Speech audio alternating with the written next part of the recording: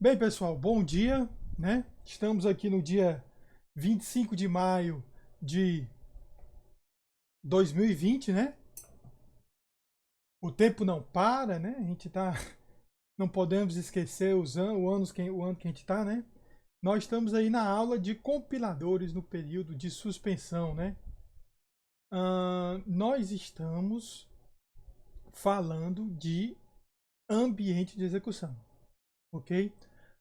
O ambiente de execução, como eu já falei na aula passada, ele é meio que, como é que a gente pode dizer, o compilador, ele atua como oráculo. Ele vai tentar não, ele vai conseguir na maioria das vezes, se tudo der certo, né? O objetivo dele é dar certo. Ele vai conseguir criar código que vai gerenciar a memória durante a execução do programa compilado. Certo? É basicamente isso que ele vai fazer. Ok? E a gente já começou a ver, a grande complicação que surge é quando você tem que também gerenciar não só a memória, mas também a invocação de procedimentos e função. Porque também esses procedimentos e funções, eles têm variáveis internas, eles têm argumentos, parâmetros. Então toda essa problemática, o compilador ele não vai estar presente quando uma variável for acessada. Não, ele não está presente. Agora ele tem que garantir que quando o código de máquina for de fato acessar uma variável, vai ter o endereço correto, certo? E não vai causar estouro de memória ou coisa do tipo. Então é algo que o compilador cria código, gerencia código para ser executado na execução e gerenciar a memória do processo. Óbvio também que para gerenciar a memória do processo vai contar com a ajuda do sistema operacional e da arquitetura do processador, né? Vamos aqui para a nossa apresentação, nossos slides aqui. A gente só começou, né? Como eu disse para vocês agora, revisando a questão da organização da memória, certo? A gente viu uma visão geral aí, né, da organização da memória. Eu só quero relembrar vocês, né, que em geral é organizado com endereço maiores lá no começo da área do código e indo retrocedendo até o final, né? Ok? Isso é só uma convenção da arquitetura. Nós falamos da área de código, falamos da pilha, né? Falamos de vários casos bem específicos, né? Mostramos essa organização aí, em que você tem uma área de código, né?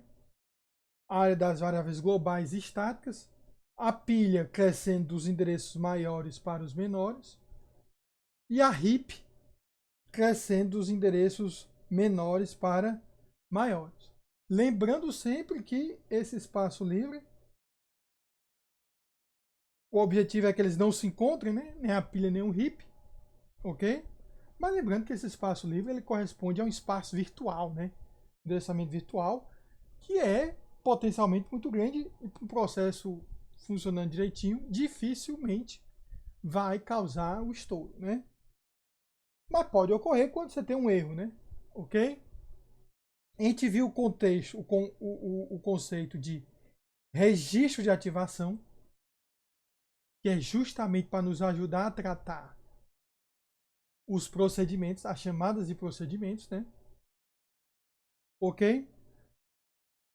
Viu a estrutura geral desse registro, ok? Que ele vai ter os ponteiros, né? O contador do programa, PC, o stack pointer, o frame pointer e algumas arquiteturas do argumento pointer, ok? A sequência de ativação vai ser justamente a mudança de contexto do código do programa para o código do procedimento, utilizando o registro de ativação para controlar as variáveis locais e os argumentos da função, certo? E vimos os ambientes estáticos, ok? O problema de toda essa visão até agora, gente, é que a gente viu estático, certo? E no ambiente estático, você não tem recursão. Você não tem procedimento chamando procedimento. Ok? Então, acaba que tendo aqui nessa figura, você vai ter os registros de ativações criados pelos compiladores, um para cada procedimento. Certo? Então, esse cenário fica meio difícil de entender o que é esse registro de ativação de fato. Porque se ele é criado pelo compilador, ele está lá uma coisa estática. Fica meio assim, como é que diz? Desnecessário, né?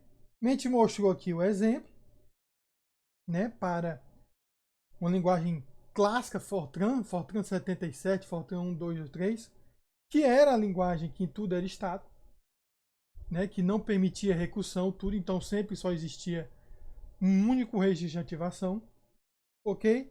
Mas eu acho que esses conceitos, né, vão ficar mais, como é que a gente diz, compreensíveis, né, mais fáceis de entender o porquê de existir isso, quando a gente for falar aqui dos ambientes de execução baseados em pilha. Né?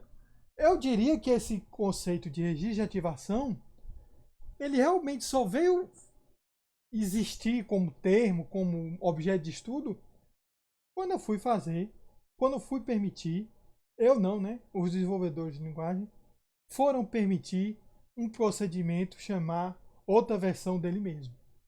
Porque aí eu tinha que diferenciar essas duas invocações, ok? Que é o que nós vamos ver agora, certo? Olha só aqui, gente. Ambiente de execução baseado em pilha, certo? Nós vamos usar a pilha justamente para nos ajudar a controlar essas chamadas de procedimento. Então, o compilador ele vai subentender que existe lá uma pilha para auxiliar ele. Tudo bem? Ambientes em pilhas são necessários para linguagens que permitam ativações recursivas, certo? Eu sempre falando em recursão, né? Mas tem outro conceito importante também. Variáveis locais. Com novas alocações a cada ativação. Certo? Então nós vamos ver um exemplo em com função.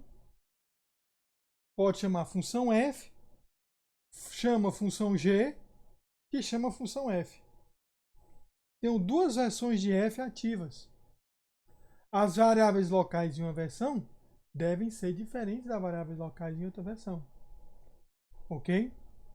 Então, apesar do mesmo nome estar ativo, ele tem que referenciar endereço de memória diferente. Tudo bem?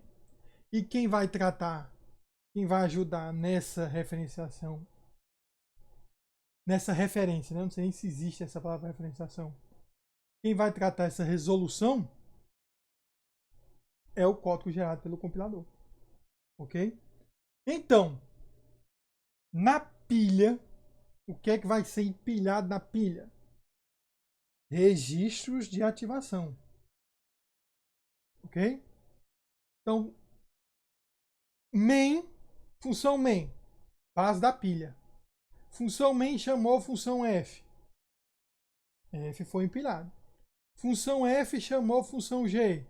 Registro de ativação de G empilhado. G chamou de novo uma função f. Um novo registro de ativação é colocado aqui. Certo? Só que eu estou botando a pilha nessa visão de baixo para cima, você entenda que na verdade é de cima para baixo. Ok? Então, cada função ou procedimento vai poder ter vários registros,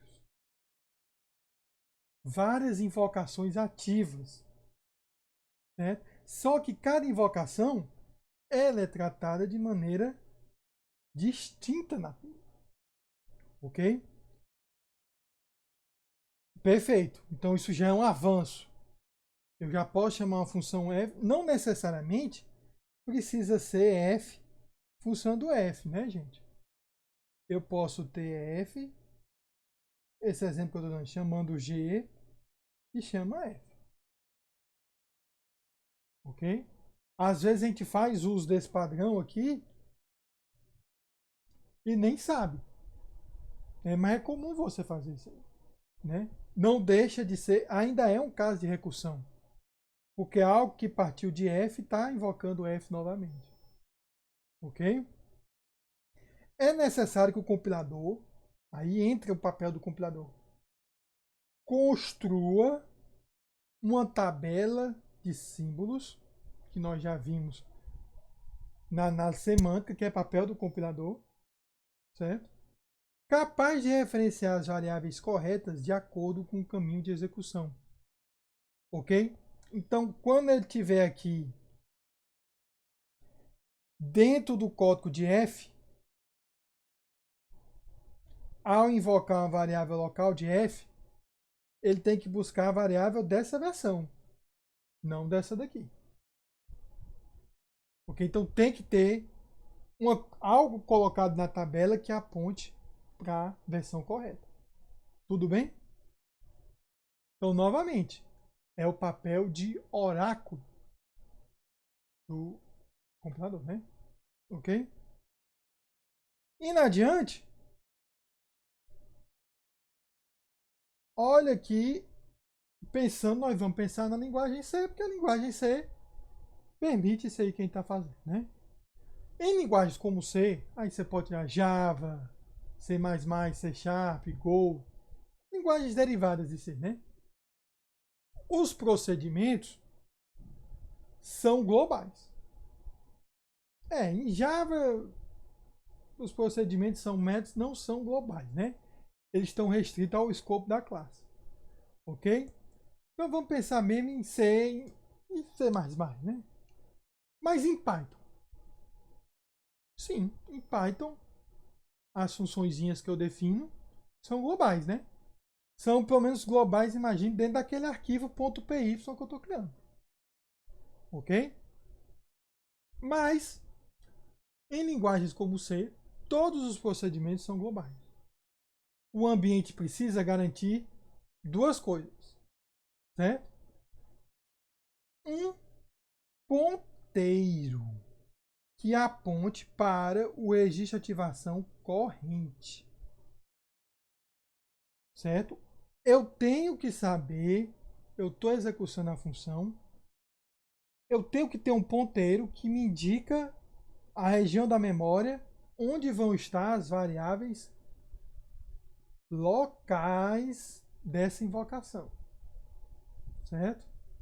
Onde é que vai ser isso? Pilha. Tudo bem? Então vou ter que ter um ponteiro que vai me levar, olha, eu tô aqui nessa invocação de F. É bem a quinta invocação encadeada. Certo? Esse ponteiro que aponta para a pilha, para a invocação de F, que é dinâmico. Ele tem um valor no tempo de execução. Mas dado que eu tenho esse ponteiro, como é que eu acesso uma variável int a que foi definida dentro de F? Aí eu vou lá na tabela, a tabela vai ter uma regra. Dado o ponteiro, você execute essa função, esse deslocamento, e você chegará ao valor de A. Ok? Então eu tenho que ter esse ponteiro, certo? E eu tenho que ter também, de alguma forma, a posição ou o tamanho do registro de ativação anterior. Porque uma função, quando ela finalizar, além de retornar para o código da função anterior, eu tenho que também deixar na pilha o registro de ativação da função anterior. Porque não é através desse registro que eu acesso as variáveis locais da função. Ok? Então, meio que ao terminar a função, eu tenho que limpar o registro atual e retornar para o anterior. Certo?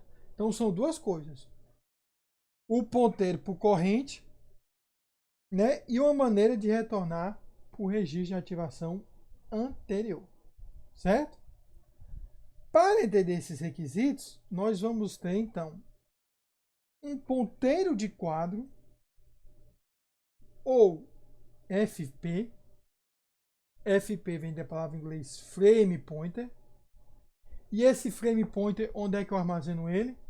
Aí o compilador faz uso de um artifício da arquitetura, né? Ele supõe que tem um registrador FP, que esse registrador sempre vai armazenar o ponteiro do último quadro, do último registro de ativação colocado na pilha, que é equivalente à função que está sendo executada no momento.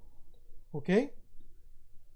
E um campo de vinculação de controle, ou um campo de vinculação dinâmica, né, na ativação corrente, que aponta para o registro anterior, né, o registro de ativação anterior, que é justamente o valor anterior de FP. Né? Quando a função G foi executando, o FP apontava para ela. Quando ela chamou a função F, eu vou carregar na pilha um novo registro de ativação de F, vou apontar o FP agora para F, mas o valor que tinha antigo, eu guardo aqui, justamente para quando retornar, conseguir acessar as variáveis anteriores. Ok? E além disso, além da região onde eu estou apontando aqui o registro de ativação corrente, eu vou ter o topo da pilha armazenado no ponteiro de pilha, que é o stack pointer. Ok? Então lembre-se, professor, está muito vago isso aí. Está vago porque eu ainda não mostrei exemplos, né? Mas nós vamos ver exemplos práticos aqui. Dado uma invocação, o que é o frame pointer, o que é o stack pointer. Ok? Também que viu que pode ter o AP, que é o argumento pointer, mas isso é só em mais algumas arquiteturas. Certo?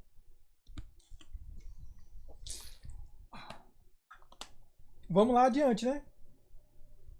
Olha só.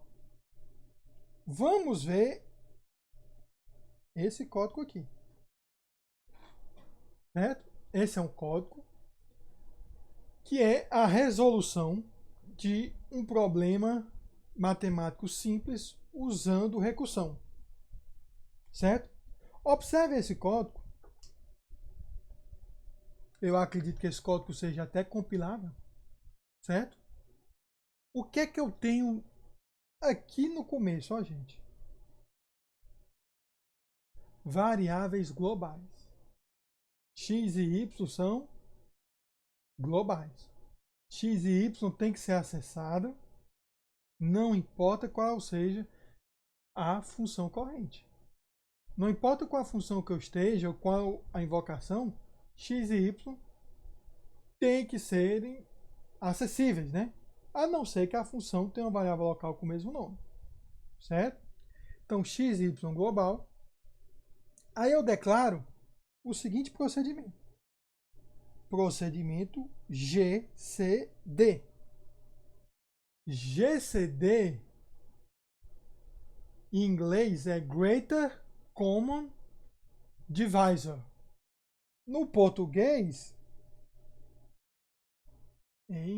MMC, máximo múltiplo comum, é o famoso MDC, que você viu lá no primário, né? Quando a gente está começando a estudar matemática, é uma das coisas mais básicas que a gente estuda, né? Olha o que o MDC faz, essa função. Recebe um U e um V. Se o V for 0, retorna U. Se o V não for 0, retorna uma invocação dela mesma, ó, gente. Só que quem é que eu passo agora na invocação? O primeiro argumento vai ser V e o segundo argumento vai ser o resto da divisão de U por V.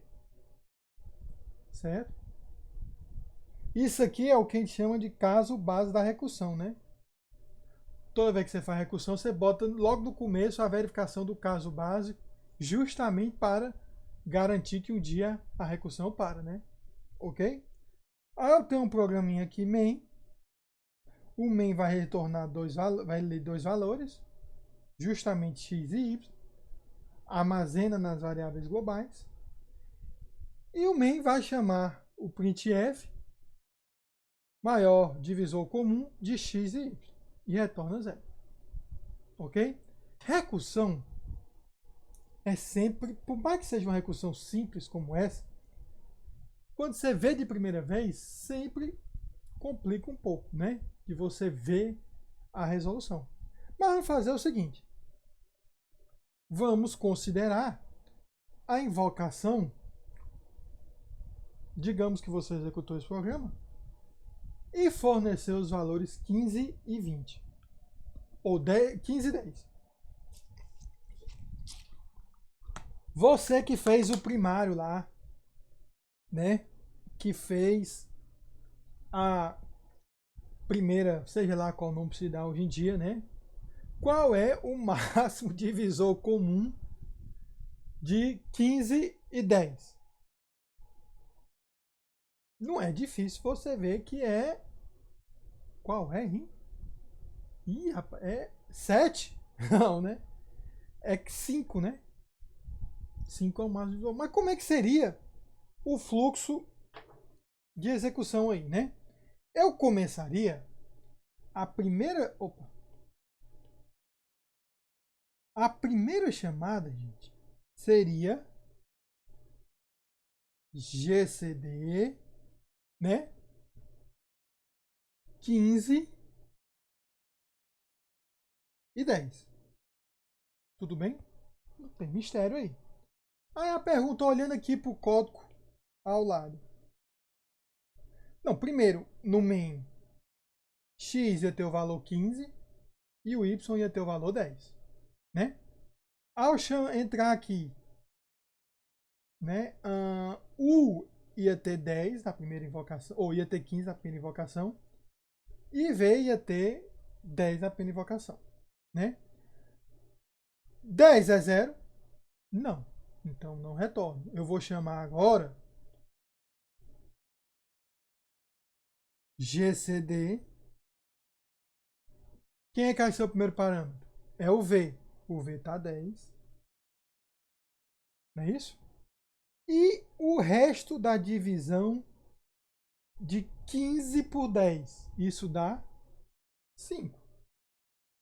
1 vez 10, 10, né? 15 menos 10, 5. Ok? E vou agora para a primeira invocação.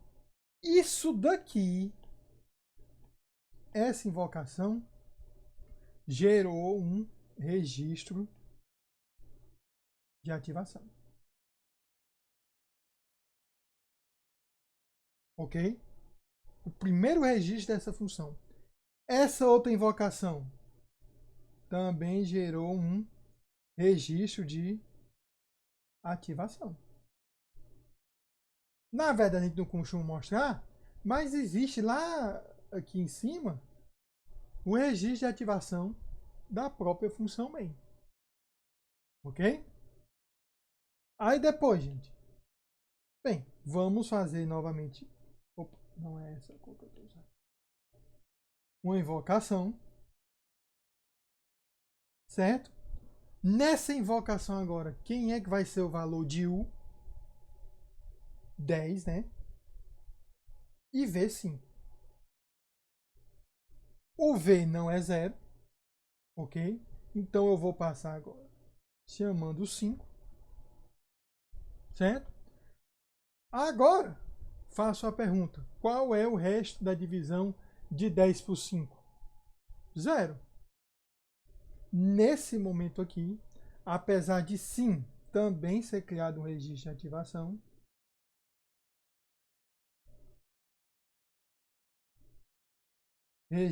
de ativação, certo? Eu vou retornar. Só que ao retornar aqui, eu sei o que eu tenho que passar por aqui. Isso aqui também vai retornar e passar por aqui. Certo? Veja que o mesmo nome, o IV, tem diferentes valores cada registro de ativação. Eu vou ter que guardar um valor específico da memória para o IV, apesar de ser o mesmo nome, o IV, né? Ok? Porque são argumentos em chamadas diferentes. Certo? Então aqui ficou simples, né? São 15 e 10, 10 e 5, 5 e 0. Eu poderia imaginar uma chamada, ia ficar um pouco maior, mas eu acho que vocês já conseguem fazer isso. Como é que seria uma chamada 120? Né? Aí o máximo divisor comum é o próprio 20, né? Não teria muita graça. Enfim, mas eu acho que esse pequeno exemplo é muito simples. Nós vamos ver justamente essa representação aqui, como é que seria na pilha. Justamente para poder tratar os diferentes nomes e tudo mais. Ok? Olha só aqui. Observe aí. Certo? Nós vamos omitir algumas informações. Primeiro, omitimos o registro de ativação de main. Certo? E também omitimos o registro de ativação de scanf e de printf. Mas por que, professor? Não era para ficar completo? Mas lembre o seguinte, gente. Scanf e printf vão conversar com o terminal. Na verdade, o código de scanf e printf não é código gerado pelo teu compilador no momento de gerar aquele programa. É código de chamada de sistema. Certo? Então, vai lá para aquela coisa de SO. Lá em SO, no código do SO, existe uma própria pilha, tudo. Isso lá na cadeira de SO, que foi, digamos, no primário do curso de vocês viram aquilo ali. Certo? Vamos imaginar, a partir da primeira chamada, do que é código de usuário. Certo? Mas, creio ou não, o código de scanf vai preencher aqui, ó, x e y global. Ok? Isso daqui, gente, você pode imaginar que é como se fosse pré-pilha. Isso aqui é como se fosse antes da pilha, ó. Certo? Isso é antes da pilha. Ok? Porque x e y sempre tem que estar acessível, independente de função que você está. A não ser, óbvio, que se em GDC tivesse uma variável local chamada x, isso iria ocultar o x principal. Mas o x principal, o x estaria lá presente na memória. Isso não é, como é que diz? Não é posto em dúvida, ok? Então, eu teria na minha memória principal, partindo desse mais baixo, x e y, variáveis globais. Aqui, lá em cima, ia ter também o código, né? Código fonte, tal, a gente já mostrou na aula passada. Mas nós não estamos interessados nessa parte agora. Estamos interessados na manutenção da pilha. Como é que o compilador pode gerenciar a pilha para poder ter as variáveis locais, argumentos e tudo mais. Ok? A primeira invocação de GCD é essa aqui, ó. O que é que eu coloco na primeira invocação? Eu tenho que ter minhas variáveis locais. Opa! Erro! Isso não são as variáveis locais. Isso aqui são os argumentos. Parâmetros da função, do procedimento. Eu vou ter vinculação de controle e eu vou ter o endereço de retorno. Certo? Essa vinculação de controle é o valor antigo do FP. Então, essa vinculação de controle, nessa primeira chamada, vai estar apontando aqui para main. Certo? E o que é o endereço de retorno? Aí é que é um pouco, como é que diz, sutil a diferença. o registro de ativação, ele só serve para o controle para armazenar variável. O código em si... Opa, tá dando choque. O código em si da função não está aqui. O código em si da função está aqui na seção de código. Certo? Então, eu tenho que apontar para o registro de ativação anterior, que controla o fluxo das invocações e das variáveis locais. E eu tenho que ter um endereço de retorno que vai me mostrar aqui no código, aqui em cima, onde é que eu tenho que continuar a execução depois que a função terminar. Certo? No caso aqui do exemplo, eu ia ter que ter um endereço aqui desse return 0, né? Porque seria o que logo em seguida ocorre depois de eu invocar a função.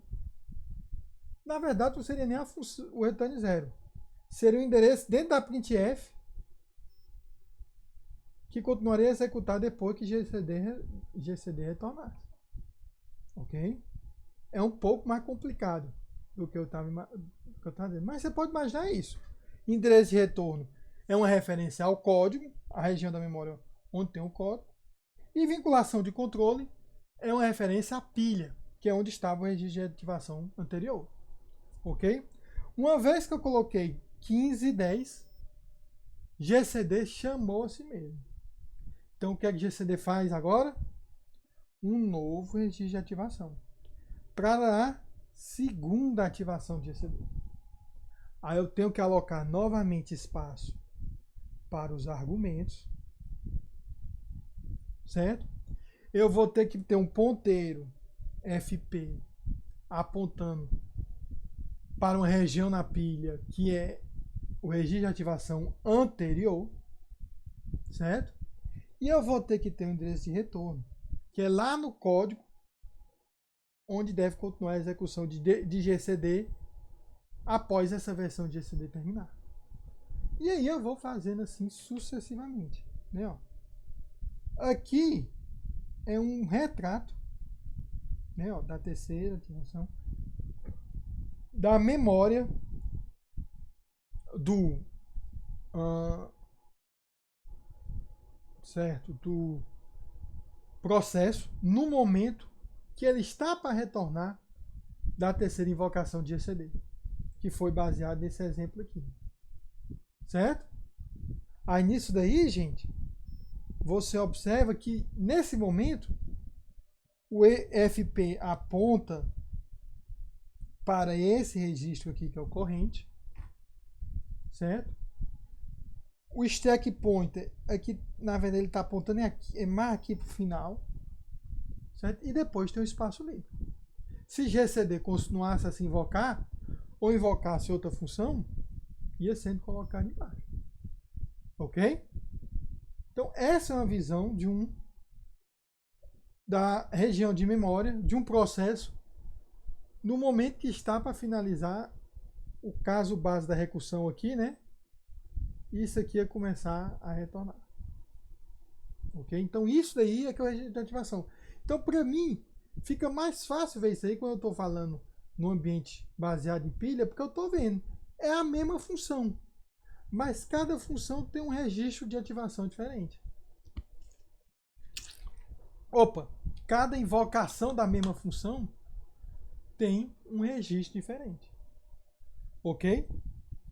Porque fica aquela coisa, pô, mas o que é esse registro, né? É meio que você possa imaginar como se a função fosse uma classe e eu tivesse várias instâncias dessa classe. São objetos diferentes, certo? Que estão na memória guardando valores diferentes. O registro de ativação você pode ser visto como a personificação na memória daquela invocação, né? É o objeto da memória daquela invocação da função. Mas enquanto objetos numa classe, em geral, eles são disjuntos, né? Cada um tem sua vida, os registros de invocações estão interligados pela sequência de invocações que o programa principal fez. Ok? Certo? Prosseguindo, vamos para... falamos sempre em GCD, né? GCD só se invoca e tal. Vamos ver um exemplo um pouco mais rebuscado, né, gente? Olha esse código aqui em C. Certo? O que é que eu tenho aqui no código em C, gente? Eu vou ter lá no início, né? Uma variável global x, certo? Aqui eu declaro um protótipo de uma função g, certo? Por que eu vou declarar um protótipo? Porque logo em seguida eu vou ter uma função f que invoca g, mas g só vai estar definida depois. Ok? Então tem a assinatura do método antes, da função antes. Eu vou ter uma função f que recebe um parâmetro inteiro. E aí, olha o que é que f faz. F declara um nome local, x, mas tem um problema. Não um problema, né? Uma possibilidade que f usufrui. Ela usa o declarador, o qualificador, né, estático. Então, essa variável x de f, ela vai ter a vida dela como se ela fosse uma variável global, mas ela só pode ser referenciada dentro do escopo de f. Ok? Então, esse f, ou esse x de f, vai guardar o valor entre diversas invocações de f. Como ela vai guardar o valor, essa variável estática ela não pode estar no registro de ativação. Porque senão cada registro de ativação ia ter que copiar os valores entre si. Então essa x dentro do f vai estar na região global. Ok? Mas vamos ver f. F recebe um valor, certo? X é inicializado com 1. F chama G passando o mesmo valor. E depois é decrementado o X. Qual o X que é decrementado? O X estático. Não o X igual a 2 global. Ok? Perfeito. Então F, basicamente o que F faz é chamar G e decrementar o X que só ela tem acesso. Ok? Agora o que é que G faz? G recebe um valor M. Aí, ó, nova situação. G vai declarar uma variável local y, que é igual ao valor que ela recebe como argumento menos 1. Ok? Se y for maior do que 0, G vai chamar f com o valor de y. G vai decrementar esse x, só que esse x aqui é o x global, certo? E G vai se invocar novamente com o valor x. Será que é esse x mesmo? Não, valor y, é isso aí mesmo. Certo? Ok? Então, resumindo, G recebe um valor, decrementa esse valor. Se esse valor ainda for maior que 0, G chama F e também vai chamar G de novo. Ok? E por último, main chama G passando G de X, que na verdade inicialmente é 2. Qual é o fluxo de... Quais são os registros de ativações que são criados para tratar essa execução? Ok? Eu não sei se eu coloquei, não coloquei, mas uma maneira legal de ver isso aí é imaginar uma árvore, né? Voltamos aí para a estrutura de dados preferida aí dos compiladores, né? A árvore, junto com a pilha. Olha só, gente. Vamos ver aqui. Certo? Primeira invocação. Main. Opa, deixa eu pegar aqui o lápis. Main, né? Certo? Primeira invocação. Vou botar até mais para cima, porque eu estou com medo de esquecer muito. Main. Certo. Main vai chamar G de X. Qual é o valor de X nesse momento aqui que main chama? É o valor global. Ninguém alterou, ninguém foi executado ainda. Então eu posso dizer que main vai invocar G de 2. certo? Agora, o que G vai fazer? G vai receber 2 como M, né? Que é o argumento parâmetro. Y vai ser igual a 1, certo? Que é uma variável local, certo? 1 é maior que 0? É. Então, eu vou chamar f de 1. Não é isso? É, vou chamar f de 1. E vai ter outra chamada de g. Mas vamos seguir esse caminho primeiro, né? Esse f de 1 aí. Quando eu for chamar f de 1, lá f vai colocar n igual a 1, vai declarar a variável x igual a 1, só que é um x diferente daquele outro x ali, apesar de ter o mesmo nome, e vai chamar g de novo. Só que vai chamar g com quem?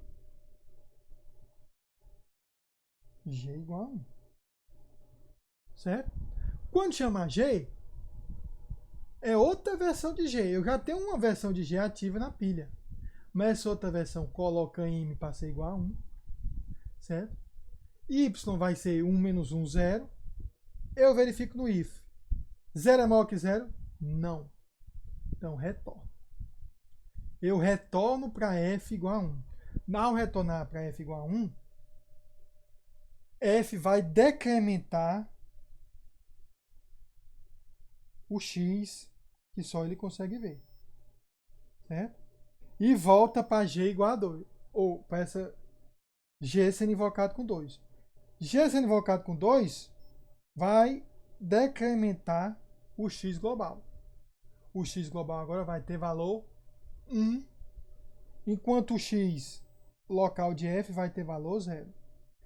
Quem é que ele chama agora?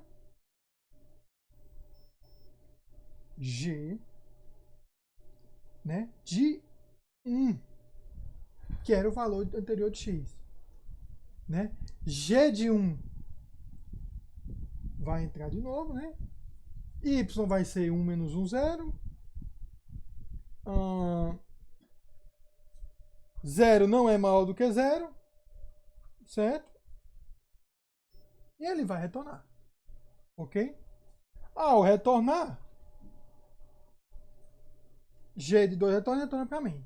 Então, essa é como se fosse o caminho, sendo que o caminho ele corre assim, né? Ó. Ele vem aqui, né? Ó. Depois vem para cá, e é assim. Esse é o fluxo do caminho, certo? Vamos ver. Então, você nota primeiro que a pilha vai ter um momento. O maior momento vai ser isso aqui, que eu vou ter 4 registros de ativação. Depois eu retorno para o momento só tem 3, 2, 1 e finaliza. Né? Então, veja que a pilha ela vai ter uma sanfona, né? Né? Cresce e diminui. Ok? A primeira, vamos ver se o que eu fiz correto mesmo. A primeira ativação de main é G2, né? Com M recebendo 2 e Y fica igual a 1. G ativa F1, em que N recebe 1, perfeito. E F ativa G1, com M igual a 1 e Y igual a 0. Então, eu estou imaginando esse caminho aqui. Né? Chegou em G com 1, não vai ter mais o que continuar. Né? Porque a função retornaria e eu iria para tratar aqui esse outro lado aqui. Vendo nesse momento aqui, em que a pilha estava maior, olha o que é que eu tenho aqui. Essa é a minha visão da pilha. Certo? O que é global? O que é estático? O próprio X e tem um X interno a F. Ó. Então o compilador, na tabela de símbolos, ele vai ter que tratar isso aí. Quando eu estiver executando código em F, minha tabela de símbolos vai ter que ter o escopo de F, dizendo que o X é esse aqui. Quando não tiver dentro de F, minha tabela vai dizer que o escopo do X é todo o arquivo, né? E eu utilizo o X igual a 2. Lembre-se, lá naquele exemplo do LET e análise semântica, que a gente mostrou como é possível fazer isso. Eu posso ter um atributo, se eu tinha um atributo nível de alinhamento, né? Eu posso fazer essa diferenciação entre qual célula de memória o X está ativando. Coloquei G aqui na memória. Novamente, igual aquele momento, exemplo do GCD, eu coloquei M igual a 2, certo? Coloquei a vinculação de controle, que é o valor do ponteiro anterior de FP, apontando para o registro de ativação anterior. Coloquei o endereço de retorno, que vai me dizer lá no código onde eu tenho que continuar a executar. E aí surgiu uma novidade. O Y é uma variável local. Não é um argumento. Onde é que eu coloco o Y? Eu vou colocar na pilha depois do endereço de retorno. Então as variáveis locais e os argumentos são colocados em regiões diferentes. Né? Eu sei o que é um argumento e eu sei o que é uma variável local. Certo? E eu, compilador, vou ter que gerar código justamente para acessar um ou outro. Ok? Coloquei G, né? Coloquei F. F tem sim um argumento N, mas observe que em F eu não coloco variável local, porque justamente X foi declarado como estático. Ok? Então toda referência de X que eu tivesse aqui, o compilador lá no código da função tem que referenciar essa daqui. Ok? E por último, a última de G. Observa claro como fica aqui, ó. Tem um M que é esse momento e um M que é outro momento. Certo? São duas variáveis locais diferentes, apesar de ter o mesmo nome. E ambas estão na pilha, só que em registros de ativações diferentes. Certo? E aí, novamente, eu boto a vinculação do controle, endereço retorno, e aqui a variávelzinha local. Certo? Então, isso daí é o que ocorre quando você está executando esse programa aí num processo. O processo vai preencher a pilha dele em algum momento desse mesmo jeito aqui. Né? Tratando os argumentos e as variáveis locais. Ok? Basicamente é isso aí que você tem que entender. Agora, professor,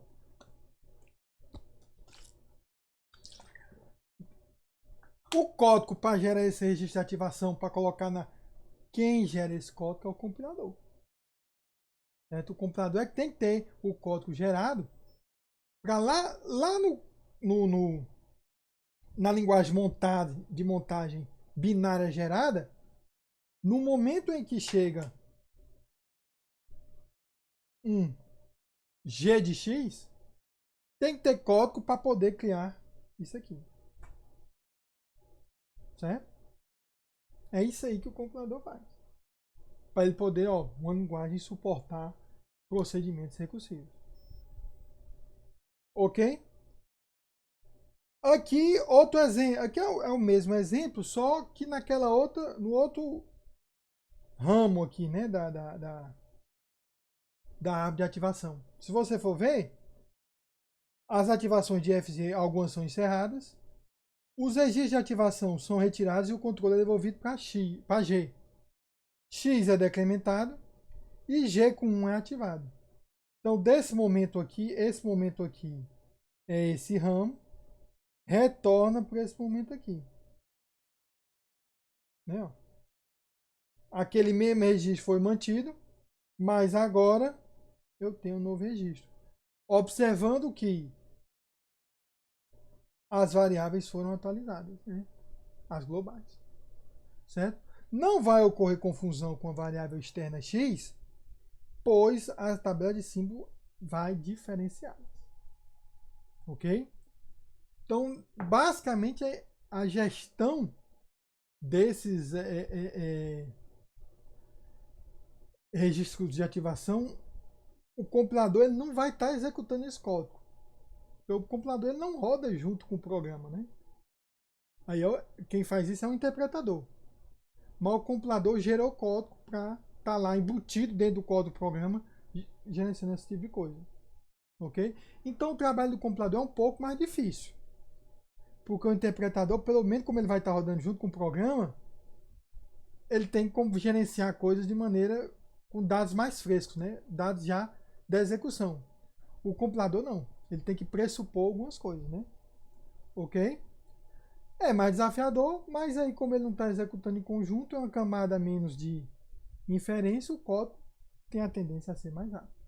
Ok? Ambiente sem pilha. Agora vamos ver. A gente falou que o compilador vai ter que gerar tudo. Mas como é que eu acesso?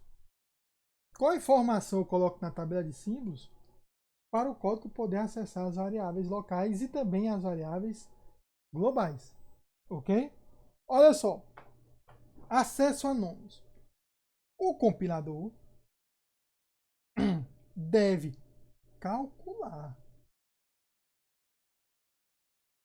Certo? Então, ele vai fornecer uma função, não um valor absoluto. Porque ele não tem como saber o valor absoluto. Porque o valor absoluto só é conhecido durante a execução, né? Então, ele deve fornecer, eu disse, deve calcular, mas não deve calcular o deslocamento para acessar as variáveis locais, que vocês viram aqui que a variável local ela é colocada na pilha, certo? Então, o compilador deve calcular o deslocamento para acessar as variáveis locais e parâmetros a partir de uma posição base. Qual é essa posição base? Certo? É onde eu coloco, onde eu aponto o FP para aquele registro de ativação. Então, dado o FP, eu tenho que saber o deslocamento do FP para acessar tanto os argumentos quanto as variáveis locais.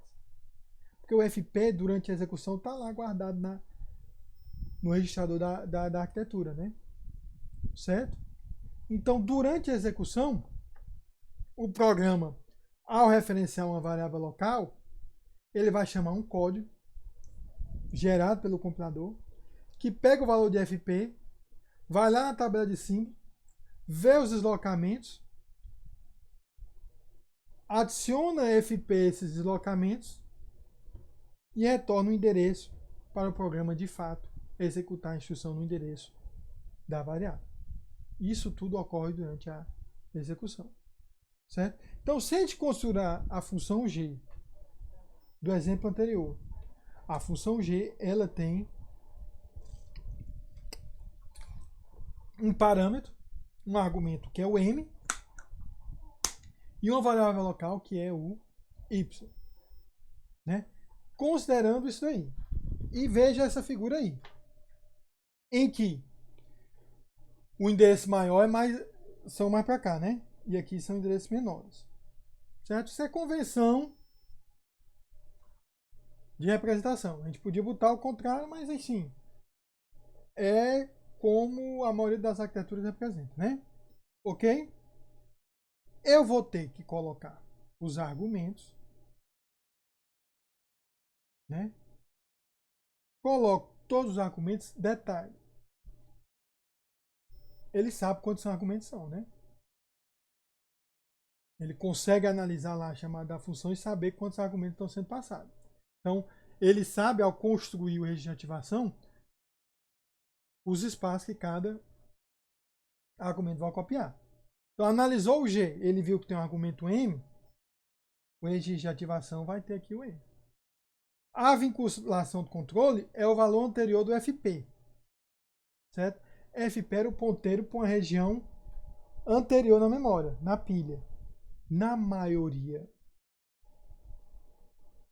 não.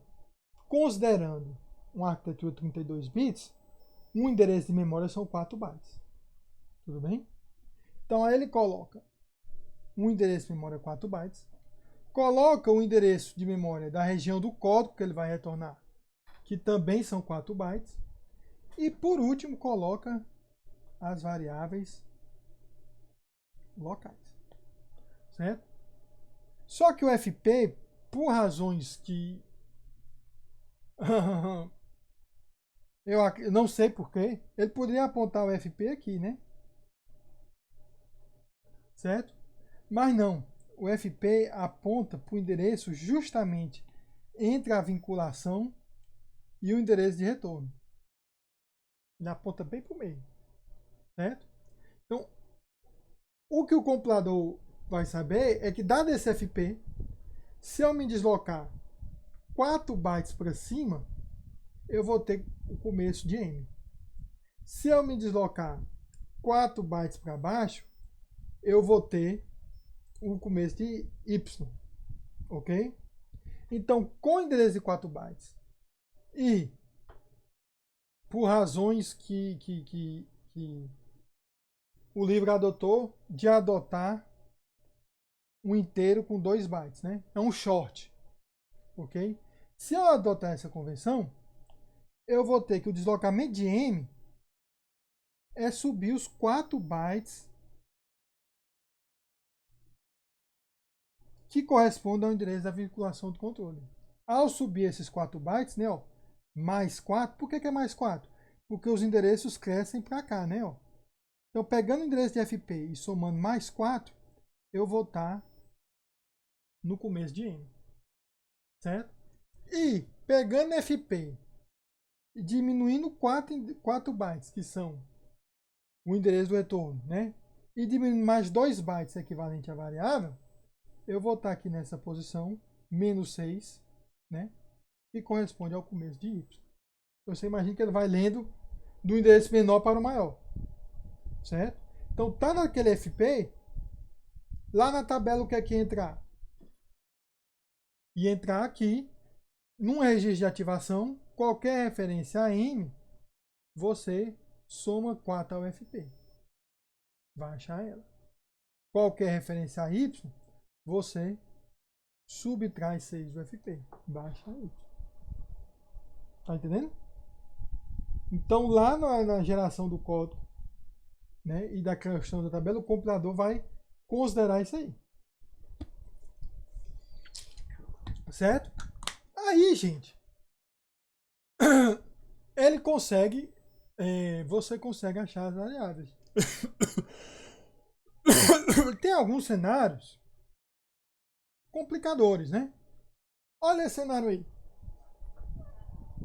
Uma nova função f. Uma função f que tem uma, como é que diz?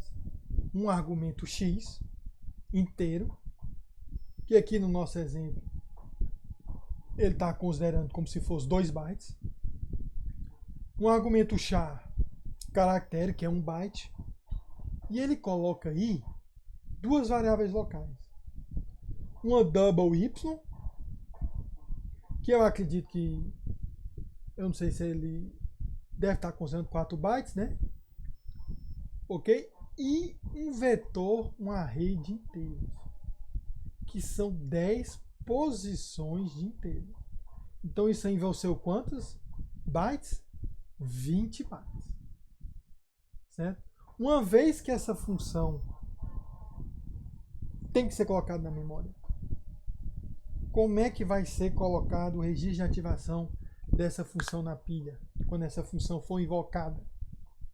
Né? Olha só. É esse deslocamento aí. Né? Lembrando que aqui é endereço maior e menor. Certo? Aqui ocupa 4 e aqui ocupa 4. Aqui o meu FP. Certo? Se eu me deslocar 4, eu vou ter o comecinho de C. Certo? E se depois de C eu me deslocar mais 1, eu vou ter o começo de X. Então X é igual a mais... Eu vou até botar aritmeticamente, como se fosse em C, né? Eu posso fazer assim, ó.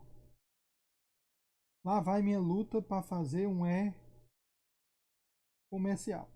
Endereço de X, FP mais 5. Endereço de C, FP mais 4. Né, ó, porque o FP está aqui, o endereço vão crescendo, né? Ó. Ok? Agora, rapaz, eu tenho que de alguma forma. Eu sei que há um ponteiro. A gente sabe que em C há um ponteiro, né? Será que eu posso fazer assim, ó? Eu não vou nem botar o E comercial, né? Eu sei que é ponteiro. A, FP. E eu vou ter que baixar, né? Ó. Esse endereço aqui são menores. Aqui eu tenho 4. E para cada númerozinho desse eu tenho 2 bytes. Então, vai ser FP menos 24 bytes. Certo? E Y? Y é o que mesmo, gente? Y é double.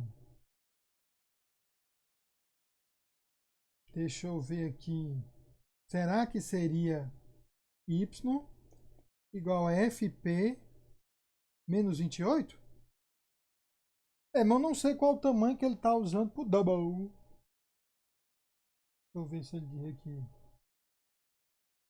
Se o double for 4 bytes, 28. Se for, como está acostumado em ser 8, acho que 8 bytes seria 32, né? Bem, vamos ver o que ele considerou, né? Mas enfim, isso aí depende da arquitetura, quanto ela usa para um double ou para um ponto flutuante. Vamos ver aqui. Deslocamento do x mais 5, do 4 mais 4, do a menos 24 e do y igual a menos 32. Um acesso a AI é menos 32, realmente ele está usando o tamanho 8 bytes, né? Requer que o compilador defina uma função para calcular o endereço, ó, menos 24, que é o começo de A, mais 2 vezes I. Porque para cada inteiro, 2 bytes. Ok? Então o compilador, para cada referênciazinha a I e tal, vai ter que ser essa funçãozinha lá declarada. Em que essa função vai receber como argumento o I e o FP e retornar o valor disso daí. Ok? Variáveis globais estáticas não precisa ter calculado em função de FP, né? Elas são calculadas lá em função com o começo do programa. Não tem problema. Certo? Mas em função, as variáveis locais são feitas dessa forma aí. Ok? Então eu espero que com isso, gente, né? Deixa eu ver mal o que.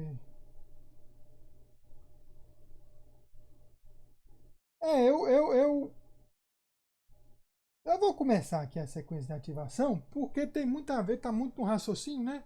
Eu tinha dito que a gente ia ficar 1 hora, mas tá bem no raciocínio. Vamos fluir um pouco mais, né? Porque eu acho que para deixar para outra aula, né? Quem estiver assistindo daria certo, mas aqui no fluxo, certo? Então entendi isso aí. A criação desse registro de ativação nós chamamos de sequência de ativação. Ok? O que é sequência de ativação? É justamente quando uma função chama outra. Quais são os passos para preparar para a invocação de outra? Certo? Primeiro passo: calcular os argumentos que a nova função vai receber e armazenar nas posições corretas no novo registro de ativação do procedimento. Ok? Mas o que é que você sabe? Os argumentos são as primeiras entradas. Então, quando uma função vai chamar outra, simplesmente o que ela tem que fazer é colocar na pilha os argumentos da função invocada. Certo? É basicamente isso. Coloque na pilha o argumento. Certo? Lembrando que existe o stack pointer. Então, o stack pointer, digamos que alguém chamou F. O stack pointer estava apontando para cá. Quando eu coloquei os argumentos, o stack pointer passou a apontar para cá. Certo? Beleza. Coloquei os argumentos. O stack pointer não é frame pointer, ele não mexia em frame pointer. Avançou. Armazene, coloque na pilha o frame pointer do procedimento anterior. Então eu tinha um ponteiro do procedimento anterior, coloquei o argumento. Esse frame pointer, que é o endereço, eu coloco aqui. Aí eu formo esta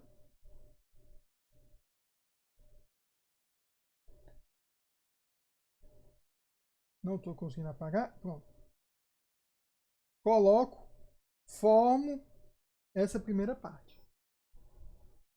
E isso aqui é o valor antigo do frame pointer. Certo? No que eu coloquei travou aqui.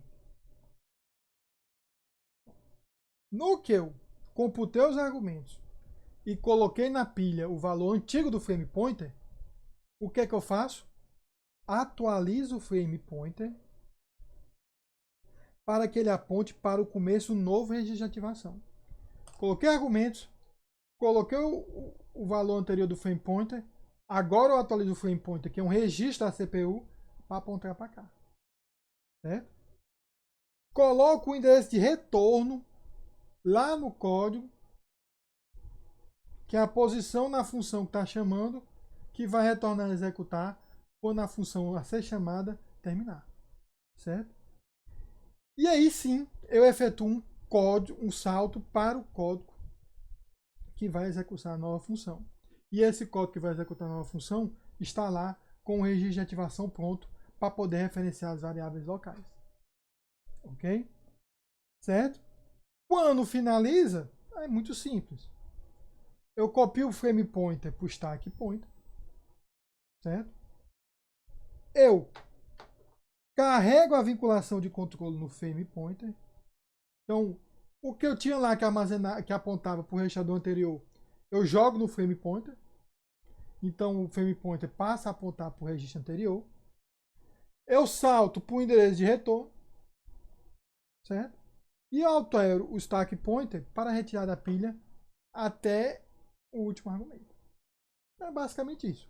Empilha um registro de ativação, desempilha, atualizando os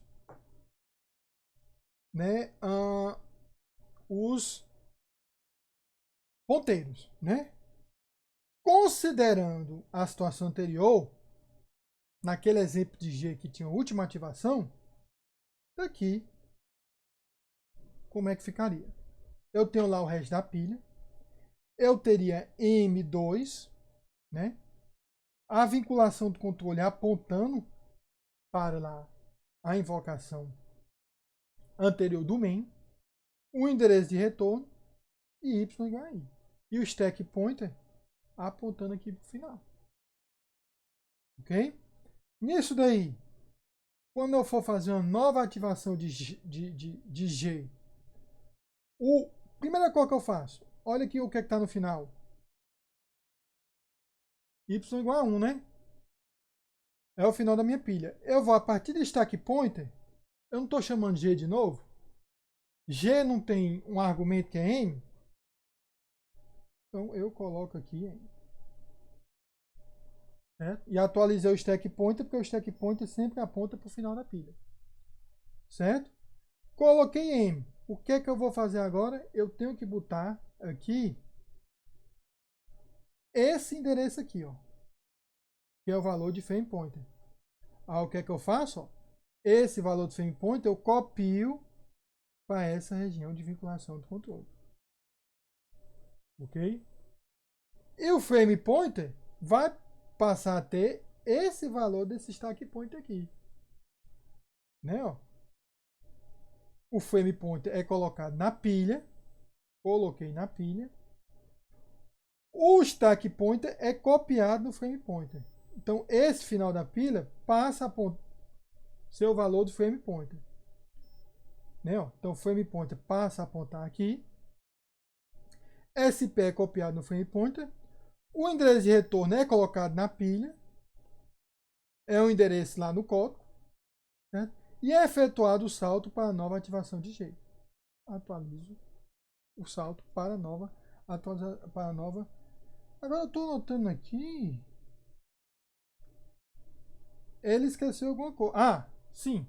Quando o G começa a executar, ele atualiza o stack pointer para ter sua variável local.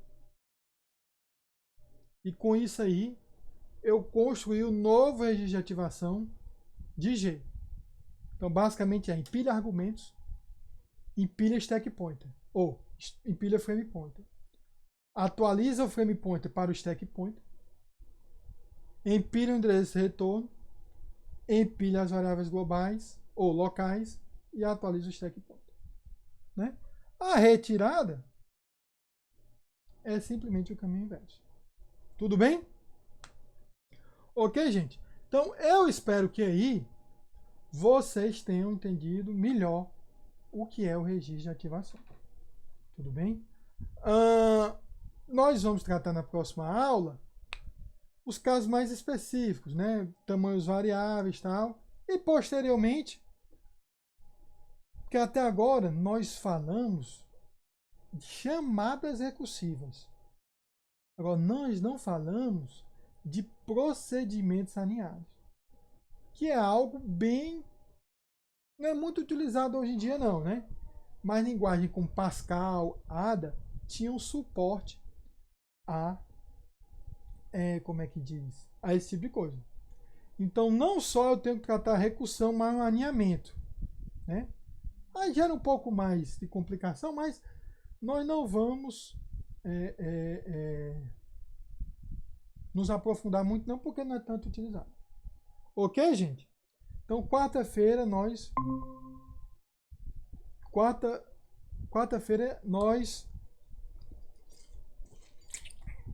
continuamos. Ok?